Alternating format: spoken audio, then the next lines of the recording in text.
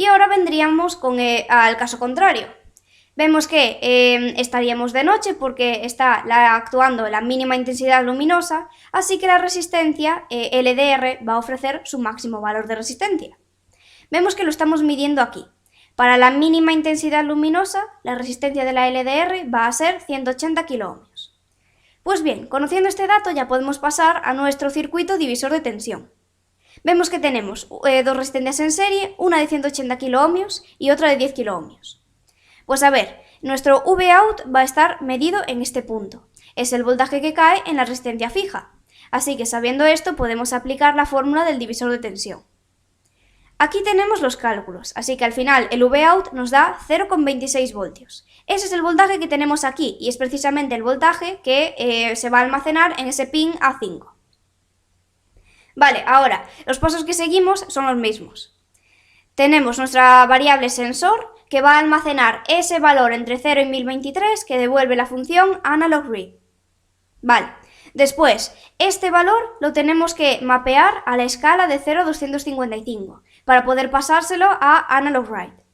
Entonces, utilizamos la función map. Y entonces este nuevo valor, que va a estar en la escala de 0 a 255, se va a almacenar en la variable valor PWM. Y ahora solo nos quedaría escribir el voltaje que queremos en el pin 3. Para ello utilizamos la función analogWrite. Entonces, sobre el pin 3 queremos escribir un voltaje de 255 menos valor PWM.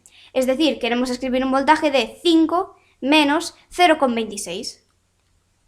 Serían unos 4,74 voltios. Así que ahora hemos conseguido que, con la mínima intensidad luminosa, el LED se encienda intensamente, porque el voltaje que le hemos pasado a su circuito es muy alto. Y aquí lo vemos con los voltajes medidos. Por último, este sería el código, que realmente ya lo hemos visto. Bien, pues ahora que hemos visto en la primera parte cómo implementar con Arduino este circuito que simule el funcionamiento de una farola, vamos a profundizar algo más en algunas de las funciones que nos han surgido. Vemos que aquí en el código tenemos dos funciones que nos permiten trabajar con valores analógicos, que son analogRead y analogWrite. Pues comencemos viendo la teoría de analogRead. Como ya se indica aquí, esta función nos sirve para leer el valor de un pin analógico específico. Pero realmente esta función no nos devuelve el valor de voltaje en sí, sino que devuelve un valor entero que está entre 0 y 1023. Esto ocurre porque la función analogRead ya va a realizar las instrucciones necesarias los pasos necesarios para convertir ese valor de voltaje analógico a un cierto valor entero que sea digital. Esto lo va a hacer por medio de un convertidor de analógico a digital, que es un ADC. Y este ADC tiene una precisión de 10 bits. Entonces, por eso contamos con 1024 valores enteros para representar voltajes. Esos valores enteros van a ir del 0 al 1023, donde el 0 se corresponde con 0 voltios y el 1023 se va a corresponder con el 5 voltios. Los valores intermedios pues, van a ser proporcionales, utilizando esta escala. Pues dependiendo de la placa de Arduino que utilicemos, pues vamos a contar con más de estos pines analógicos de entrada o menos. Por ejemplo, aquí en la placa 1 tenemos 6 pines de entrada analógica que van de la 0 a la 5. Y también se nos indica que la resolución del convertidor ADC de analógico a digital pues tiene una resolución de 10 bits.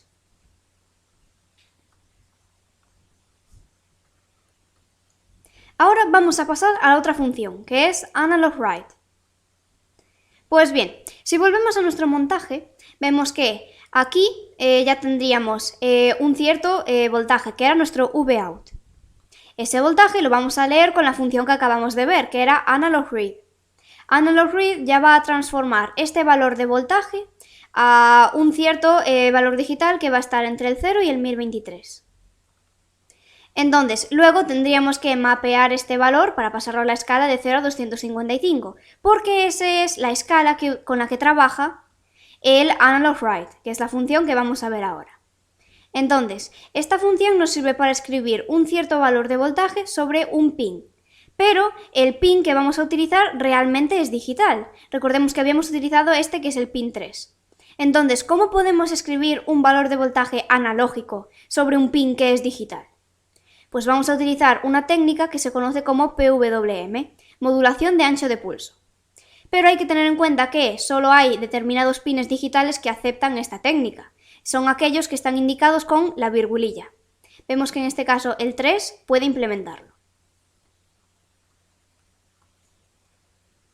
Entonces, ¿para qué nos va a servir esto del PWM? Pues la técnica PWM se emplea como conversor de digital a analógico. Recordamos que nosotros le íbamos a pasar a esta función analogWrite dos parámetros.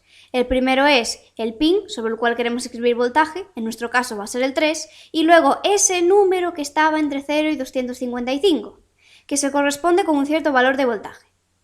Este va a ser un número que está formado por 8 bits, entonces es un valor digital. Entonces, bueno, vamos a poner 255, por ejemplo. Pues este valor digital se va a transformar a analógico, por esto la señal PWM nos va a servir como conversor de digital a analógico. Y también esta señal PWM sirve para emular una salida analógica, partiendo de una señal cuadrada, que es una señal digital. Pero veamos en concreto cómo funciona esto del PWM. Pues a ver, como ya hemos dicho, vamos a partir de una señal cuadrada, que es una señal digital. Por ejemplo, esta. La característica principal que debe tener esta señal es que su periodo y su frecuencia deben ser constantes. Aquí tenemos una información sobre la frecuencia a la que trabaja Arduino, que son unos 500 Hz. Con este dato podemos calcular cuál es el periodo, porque lo vamos a necesitar. Sabemos que la frecuencia y el periodo son inversas, entonces el periodo va a ser igual a 1 partido de la frecuencia. La frecuencia son 500 Hz y entonces esto nos daría un periodo de 0,002 segundos. Si lo pasamos a milisegundos, pues son 2 milisegundos. Vale, entonces sabemos que el periodo de esta señal va a ser de 2 milisegundos. Ahora, como la señal es cuadrada, es decir, es una señal digital, los valores van a ser o de 0 voltios o de 5 voltios. Esta señal no puede adoptar más valores. Entonces, ¿cómo conseguimos obtener una salida analógica a partir de estos valores digitales? Pues eso lo vamos a conseguir modulando el ancho de pulso, es decir, cambiando el ancho de pulso. ¿Pero qué es el ancho de pulso? Pues vamos a considerar al ancho de pulso como el tiempo que se pasa la señal a 5 voltios, es decir, en on. Pues a ver, en este caso vemos que podríamos dividir este ciclo de aquí en 4 partes. Y entonces vemos que la señal se pasa pues el 25% del tiempo a on, es decir, el 25% de 2 pues serían 0,5 milisegundos. Así que nuestro ancho de pulso va a ser de 0,5 milisegundos. Pero realmente no nos interesa este tiempo en sí. Queremos relacionar este tiempo, es decir, el ancho de pulso, con el periodo, para saber cuál es el porcentaje de tiempo que la señal se pasa en estado on. Pues este porcentaje de tiempo se conoce como duty cycle, es decir, ciclo de trabajo. Y el ciclo de trabajo lo podemos calcular dividiendo el ancho de pulso, es decir, el tiempo que la señal se pasa a on, entre el periodo. Y lo multiplicamos por 100 porque lo queremos en porcentaje.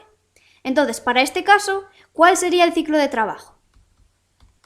Pues sería ancho de pulso, que era 0,5 milisegundos, partido de el periodo, que es de 2 milisegundos, y por 100. Es decir, que obtenemos un ciclo de trabajo del 25%. Y precisamente este ciclo de trabajo nos va a indicar el voltaje que vamos a obtener.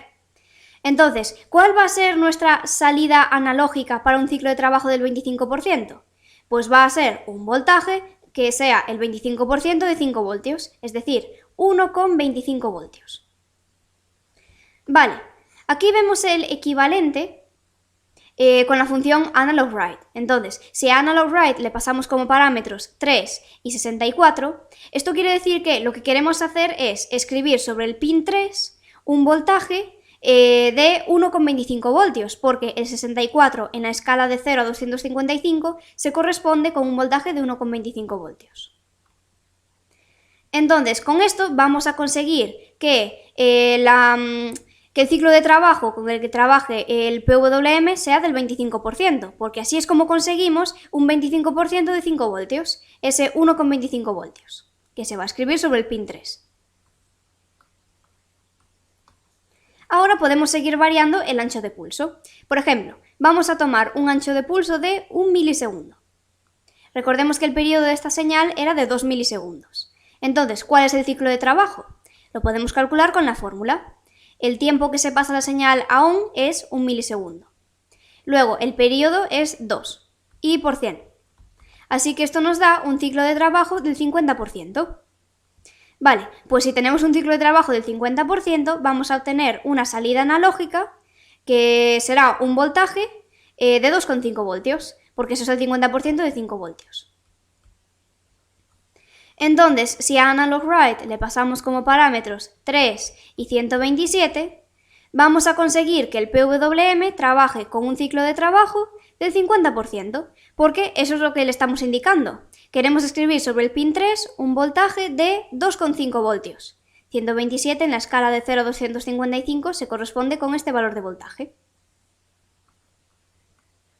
Ahora, otro caso. Vemos que esta señal está trabajando con un ciclo de trabajo del 75%. Así que, ¿cuál es el voltaje que vamos a obtener? Esta salida analógica va a ser el 75% de 5 voltios, es decir, 3,75 voltios. Si nosotros queremos escribir 3,75 voltios sobre el pin 3, tenemos que pasarle estos parámetros a la función AnalogWrite. Sería 3, que es el pin, y 191. Este 191 se va a corresponder con un voltaje de 3,75 voltios. Con esta técnica del PWM también podemos conseguir los voltajes extremos, es decir, el 0 voltios y el 5 voltios. Para obtener un voltaje de 0 voltios, simplemente tendríamos que indicar que el ciclo de trabajo fuese del 0%, porque así estamos diciendo que la señal se pasa el 0% del tiempo a 5 voltios. Y bueno, para conseguir el caso contrario, está claro que tenemos que contar con un ciclo de trabajo del 100%, porque así, para conseguir 5 voltios, estamos indicando que la señal se pasa el 100% del tiempo a 5 voltios. Con Analog Write, pues sería para 0 voltios tendríamos que pasarle un valor de 0 y para 5 voltios pues un 255. Vale, aquí tenemos lo mismo. Esta sería ya la fórmula que hemos utilizado para calcular el ciclo de trabajo. Luego aquí tenemos algunas conversiones entre ciclos de trabajo y voltajes obtenidos. Y ya por último, una recopilación de fórmulas. Pues a ver, esta es la del ciclo de trabajo. Ahora, ¿cómo calculamos a partir del ciclo de trabajo el voltaje promedio obtenido? Pues con esta fórmula de aquí, sería el voltaje en alto menos el voltaje en bajo por el ciclo de trabajo partido por 100. Como en nuestro caso el voltaje en bajo es de 0, pues la fórmula quedaría resumida de la siguiente manera. Voltaje promedio obtenido es igual a VCC por el ciclo de trabajo partido por 100. Y VCC para nuestro caso van a ser 5 voltios.